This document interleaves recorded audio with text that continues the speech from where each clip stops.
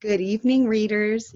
This is Miss Price coming to you tonight with a fun read aloud called Where the Wild Things Are. So grab your favorite stuffed animal, maybe a blanket, cozy up. It's super cold and chilly. It was today and yesterday, and so I thought a story by the fire is exactly what we all need. Where the Wild Things Are, story and pictures by Maurice Sendak. The night Max wore his wolf suit and made mischief of one kind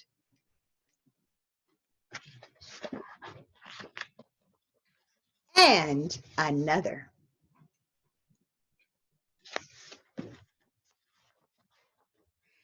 His mother called him Wild Thing, and Max said, "I'll eat you up." So he was sent to bed without eating anything.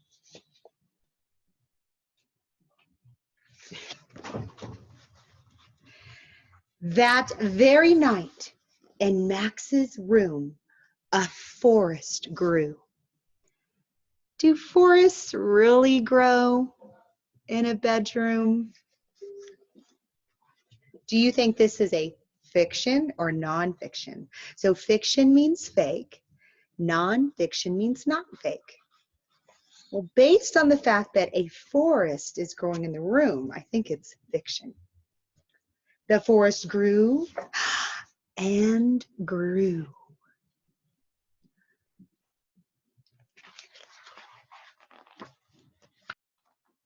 And grew until his ceiling hung with vines and the walls became the world all around. Now, what can you predict about this character, Max? What's one of his characteristics? If you said, "Oh, I think Miss Price, I think he is creative and has a great imagination," you would be correct.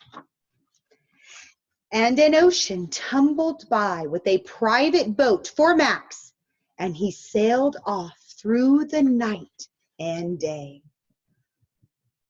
I think his mother might miss him, though. And in and out of weeks and almost over a year to where the wild things are.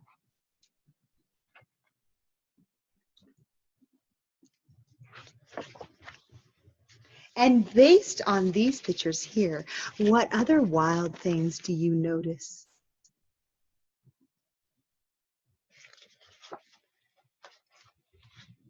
And when he came to the place where wild things are, they roared their terrible roars and gnashed their terrible teeth and rolled their terrible eyes and shoved their terrible claws.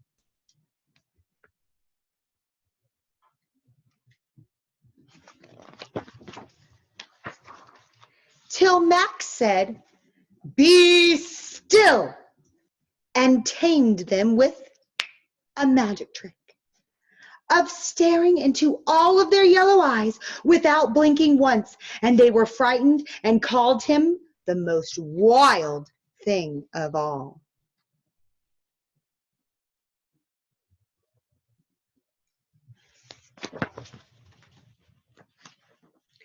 And made him king of all wild things.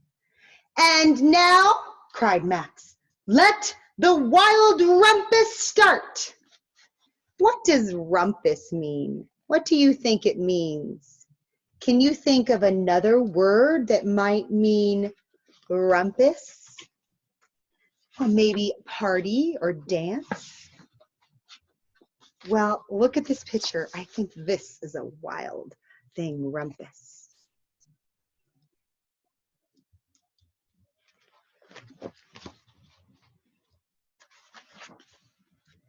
Ah, and the wild rumpus continued.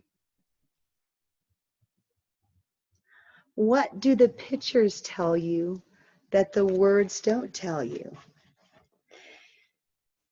Maybe that they love to be active when they're rumpusing around, so hang from trees and dance, and they play well together, it appears to me.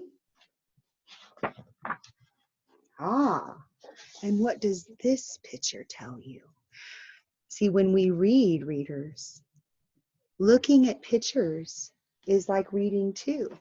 So what do the pictures tell you that the words don't tell you?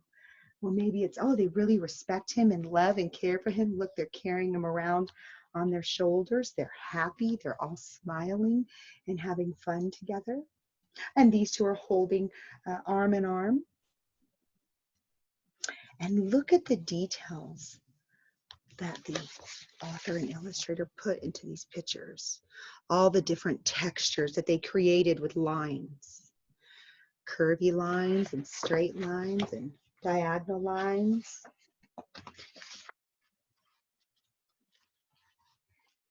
Now stop, Max said, and he sent the wild things off to bed without their supper. And Max, the king of all wild things, was lonely and wanted to be where someone loved him best of all. Then all around, from far away across the world, he smelled good things to eat. So he gave up being king of where the wild things are. So Max wanted to go somewhere where he was loved the best of all. Where do you think that is? Where someone loved him best of all. I think he wanted to go back home. Where is the place that you are loved best of all? And do you think it's important for someone to have a place where they're loved best of all?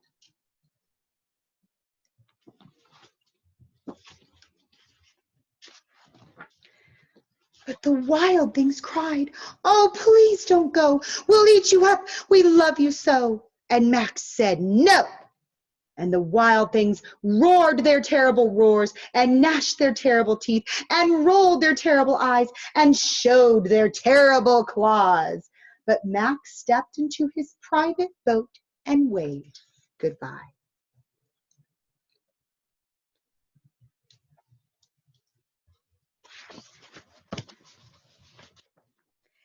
And sailed back over a year and in and out of weeks and through a day.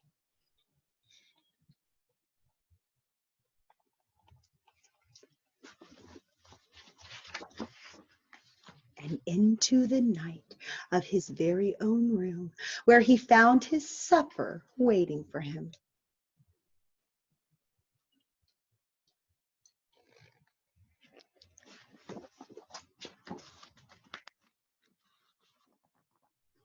And it was still hot. How is it still hot after a year and in and out of weeks and over a day? How do you think Max went to the place where wild things are? Do you think he used his imagination? And that's why I love books, because books can sometimes they can take us places that we can't go on our own. So sometimes when you read a book, it can take you to special adventures all around the world or wherever your imagination can lead you. Now, speaking of a place where we're loved best of all, I want you to think of that place and who is there. Maybe you could write them a letter, send them an email, or pick up the phone and give them a call, or a Zoom, or a FaceTime, or a Google Hangout, and tell them, "Thank you for loving me best of all."